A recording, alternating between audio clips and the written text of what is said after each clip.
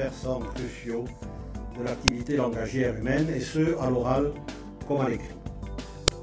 Pendant très longtemps, et bien avant la naissance de la psycholinguistique, ces deux versants ont été conçus comme symétriques. Les modèles de la production du langage ayant pour objectif de rendre compte des processus cognitifs sous-tendant la transmutation du sens en son, à l'oral, chez l'émetteur d'un message, et les modèles de la compréhension du langage devant, à rebours, spécifier les processus conduisant le récepteur à extraire du signal de parole le contenu sémantique qu'il est censé véhiculer. Une telle symétrie se retrouve dans les premiers schémas du circuit de la communication, que ceux-ci émanent de linguistes, de psycholinguistes ou de spécialistes en traitement de l'information.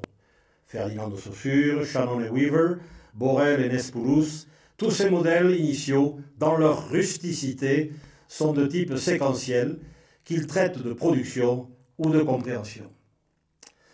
Dans leurs versions les plus récentes, bon nombre de modélisations de la production du langage, comme le modèle de Garrett ou celui de Levelt, sauvegardent pour l'essentiel cette séquentialité. Ils reposent tous sur la mobilisation chronologique, ordonnée, de divers types de processus. Ceci étant, dans le modèle proposé avec André Borel en 1973, nous mettions déjà l'accent sur le fait que, en compréhension, si une certaine séquentialité reste bien de mise et incontournable dans le traitement de l'information, il n'en demeure pas moins qu'un certain parallélisme procédural est de toute évidence à l'œuvre. Ainsi, dès qu'un premier tronçon de message peut être traité aux niveaux inférieurs, perceptifs par exemple, il est aussitôt repris à des niveaux plus profonds, jusqu'au niveau sémantique et pragmatique. On retrouve donc là, en germe, le traitement incrémental dont parlera Levelt dans son modèle en 1989.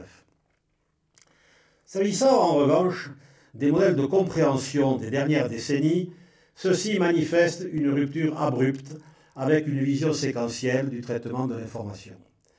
Au centre de ceci se retrouve la notion de traitement hautement interactif, dont Marcel Wilson et Tyler, en 1980, dans un article célèbre, soulignent l'importance.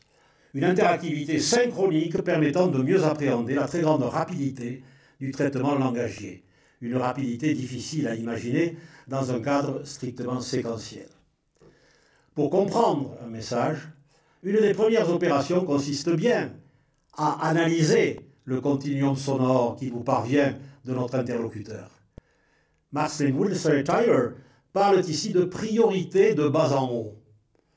Il faut bien percevoir un fragment de parole avant de se lancer dans un ensemble de processus interprétatifs de plus haut niveau, syntaxique, sémantique et pragmatique.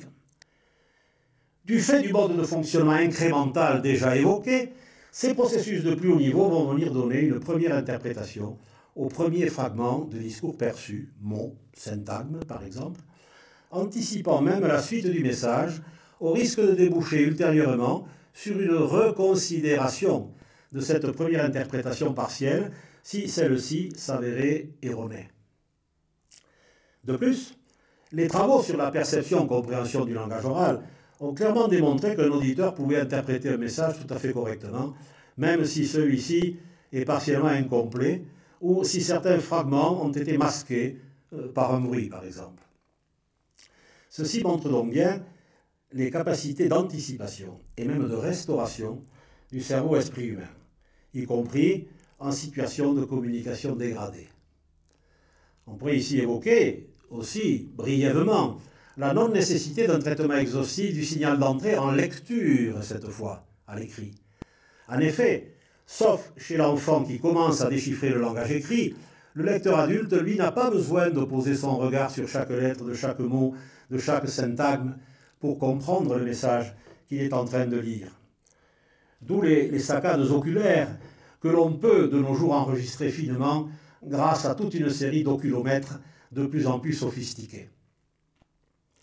Finalement, sur la base de quelques éléments que nous venons d'évoquer, on comprend bien à présent qu'un modèle de la perception-compréhension du langage ne peut s'accommoder de la notion de séquentialité.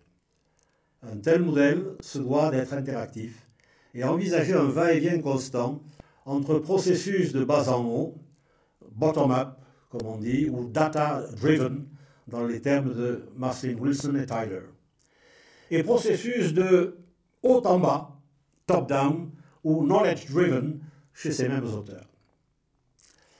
Plus récemment, et directement inspiré du modèle de Hagort en 2003, Magne, en 2005, propose le modèle de la compréhension de phrases suivant. Dans les termes de Cyril Magne, le processus de compréhension de phrases parlées peut être modélisé par 3 étapes de traitement. L'identification, l'intégration et la fixation. Les 2 premières étapes, identification et intégration, sont réalisées pour chaque mot présenté, tandis que l'étape de fixation ne se produit que lorsque le dernier mot de la phrase a été présenté. En outre, lors de chaque étape du traitement, des informations de nature syntaxique, sémantique et prosodique sont mobilisées. Et ce, en même temps. Ces processus se complètent et éventuellement se compensent. Lors de l'étape d'identification des mots, la prosodie permet un découpage du signal de parole en mots ou groupes de mots, facilitant ainsi l'accès au lexique. De plus, des facteurs syntaxiques tels que la catégorie grammaticale et les règles d'accord interviennent également. Ces mots ou groupes de mots sont ensuite intégrés au fur et à mesure afin de construire une représentation cohérente de l'énoncé.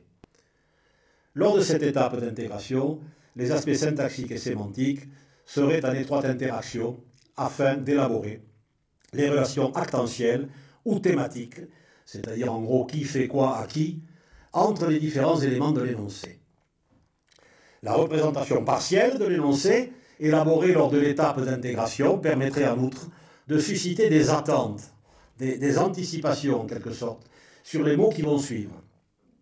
Ces attentes peuvent éventuellement être modulées par 2 autres types d'informations, le contexte dans lequel l'énoncé est présenté et la tâche dans le cas d'une expérience qui focalise l'attention de l'auditeur sur un niveau de traitement particulier. Enfin, l'étape de fixation intervient lorsque la fin de la phrase est signalée, par exemple, grâce à un allongement syllabique ou par une pause.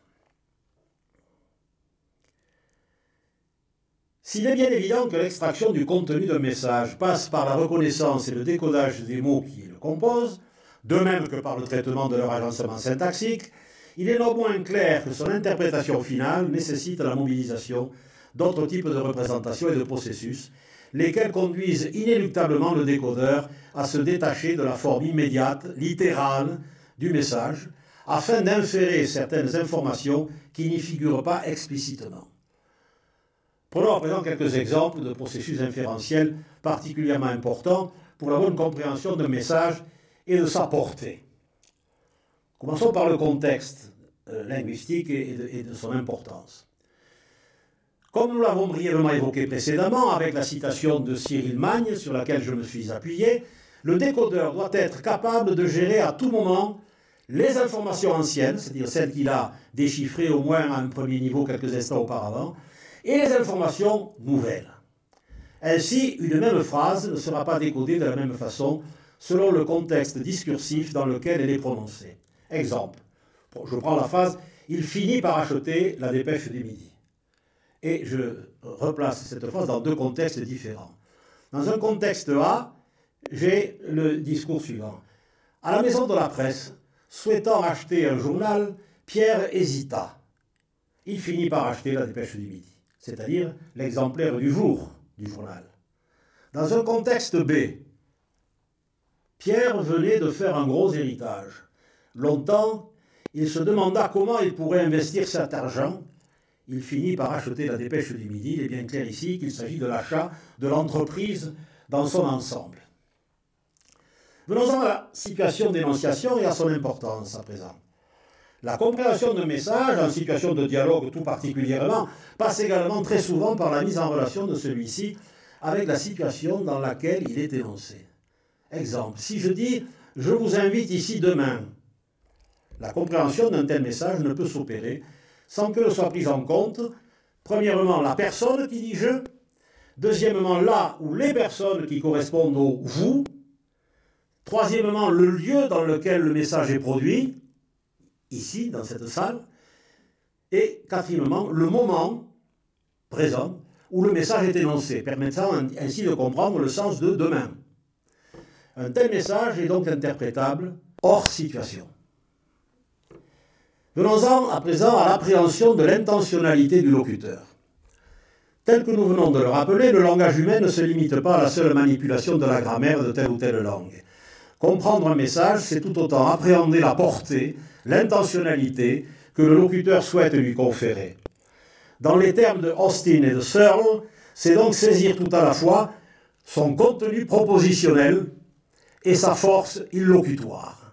Et ce, d'autant plus que les actes de parole sont loin d'être tous directs.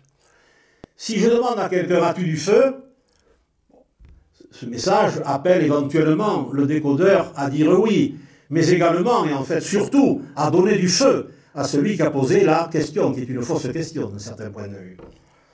En bref, au-delà de la seule mobilisation des processus requis pour le traitement des éléments linguistiques explicités dans un message, la compréhension pleine et entière de ce dernier requiert que soient effectuées les bonnes inférences permettant d'extraire sa substantifique moelle, sa portée, sa fonction pragmatique in situ.